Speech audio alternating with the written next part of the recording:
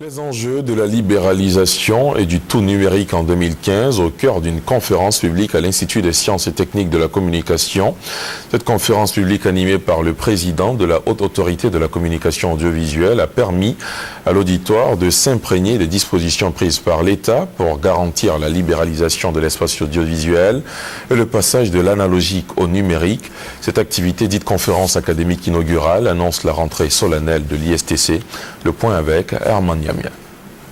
Le 17 juin 2015, le monde de l'audiovisuel enregistre un fait majeur. Il s'agit du passage de l'analogie au numérique. En Côte d'Ivoire, des dispositions sont prises pour réussir cette transition. Le président de la HACA, la Haute Autorité de la communication audiovisuelle, se prononçant sur le passage de l'analogie au numérique et la libéralisation de l'espace audiovisuel, souligne que ces changements représentent plusieurs enjeux pour la Côte d'Ivoire. Le premier enjeu pour nous, c'est un enjeu démocratique. Il y a également les enjeux culturels et sociétaux.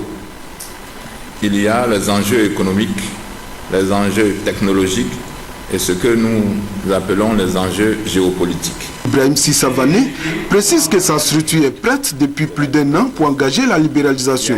Il souligne aussi qu'il ne s'agit pas seulement d'attribuer des chaînes à des promoteurs, mais s'assurer que les chaînes qui seront créées soient économiquement viables.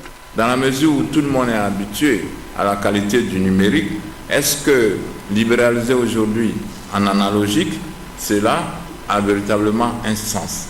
Est-ce qu'il ne faut donc pas mener à bien d'abord cette transition numérique qui dépend, comme je vous l'ai dit, du ministère de la Communication, avant d'envisager une véritable libéralisation? D'autant plus qu'avec le système numérique, plutôt que 2, 3, 4 chaînes de télévision, on pourrait aller beaucoup plus loin, jusqu'à 12 chaînes de télévision, en tout cas sous les contraintes économiques que nous souhaitons. Le président de la HACA précise aussi que le milliard que l'État demanderait pour la création d'une télévision n'est qu'un cautionnement et non une caution comme le disent certaines personnes.